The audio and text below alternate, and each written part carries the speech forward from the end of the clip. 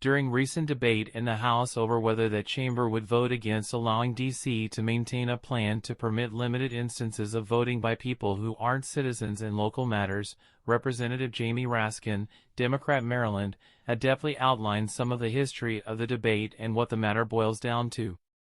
Raskin is separately among the over 180 Democrats in the House who have attached their names to a legislative initiative in support of admitting Washington, D.C. as a state. The Biden administration has also expressed support for that idea.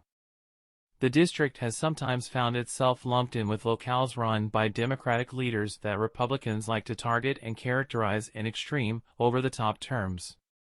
It's been said that another proposal in D.C. to change some of the standards for maximum sentences connected to certain criminal offenses would make the district a safe haven for criminals, which is ridiculous.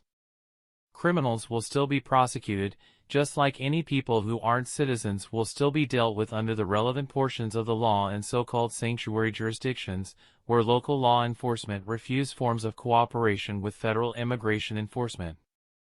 The idea that those areas are also somehow providing shelter for crime is just nonsense. Raskin explained how there is actually a history of allowing people who aren't citizens to vote in U.S. elections, and as he laid it out, such was actually a matter of contention around the time of the Civil War.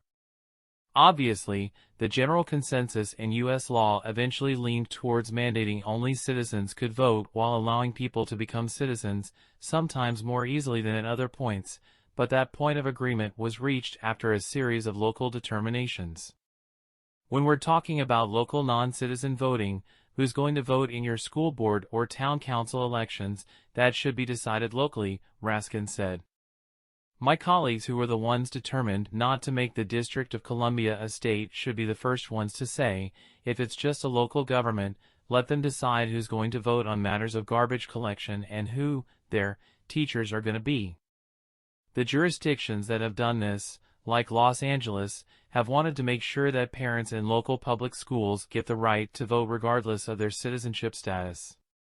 Most of the non-citizens, of course, are lawful residents. In any event, if my friends really support home rule and local self-determination, they will allow the people of Washington, D.C. to decide that.